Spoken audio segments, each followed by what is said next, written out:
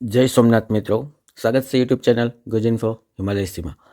મિત્રો, સામાજિક ન્યાય અને અધિકારિકતા વિભાગ જે નિયામક સમાજ સુરક્ષા ગુજરાત રાજ્ય ગાંધીનગર દ્વારા જે દિવ્યાંગ સાધન સહાય યોજનાની એક જાહેરાત બહાર પાડવામાં આવી છે. અગાઉ પણ આ વર્ષે જે દિવ્યાંગ સાધન સહાયની છે એ જાહેરાત પાડવામાં આવી હતી. એના સંદર્ભમાં જ આ જે બીજા સાધનો છે એને લગતી અને આ વર્ષની જ આ દિવ્યાંગ સાધન સહાય યોજના બહાર પાડવામાં આવી છે, જે દિવ્યાંગ મિત્રોને ફ્રીમાં એક અથવા એક કરતાં વધારે જે સાધનોની જરૂરિયાત હોય તેની મર્યાદામાં પૂરા પાડે છે. તો મિત્રો, આ યોજના વિશે માહિતી મેળવીએ તો જે દિવ્યાંગ સાધન સહાય યોજનામાં 40% કે તેથી જે વધુ દિવ્યાંગતા ધરાવતા હોય એવા વ્યક્તિઓને દિવ્યાંગ સાધન સહાયમાં લાભ મળતો હોય છે.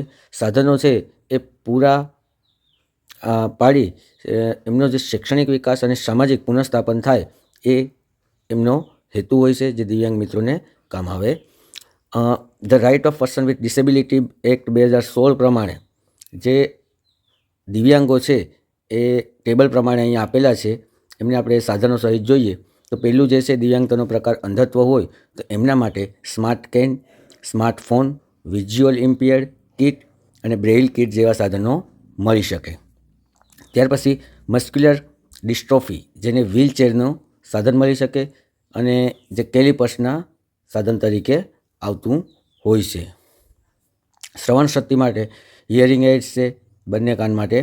ત્યાર પછી ઓછી દ્રષ્ટિવાળા માટે ચશ્મા છે. ત્યાર પછી બૌદ્ધિક અસમર્થતા માટે TLM કિટ છે. કુષ્ઠરોગ મુક્ત વ્યક્તિ માટે ADL કિટ, સેલફોન વગેરે. લોકોમોટર દિવ્યાંગતા જેમાં wheelchair, tricycle, walking stick, aluminium કાંક ઘોડી, એલ્બો કચ વગેરે સામેલ થશે. ત્યાર પછી સેરેબ્રલ પલ્સી જેમાં CPH, નાની વ્હીલચેર અને રોલેટ્રેસ.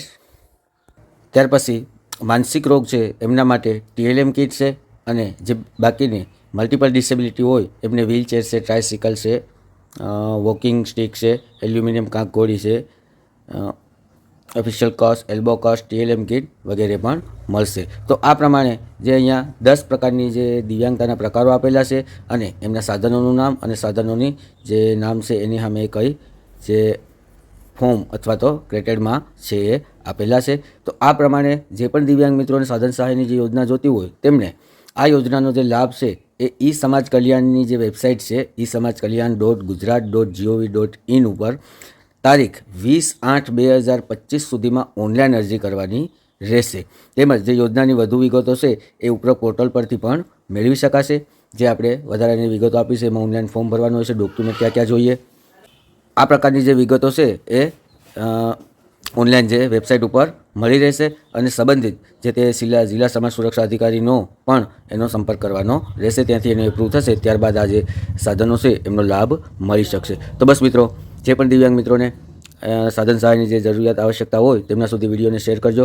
દરેક દિવ્યાંગ મિત્રો સુધી પહોંચે તેવો પ્રયત્ન કરજો જેથી કોઈ દિવ્યાંગ મિત્રોને લાભ મળી શકે. તો બસ મિત્રો, આ વિડીયોમાં આટલું જ. દરેક દિવ્યાંગ મિત્રો પોતાનું ધ્યાન રાખજો. જય હિન્દ.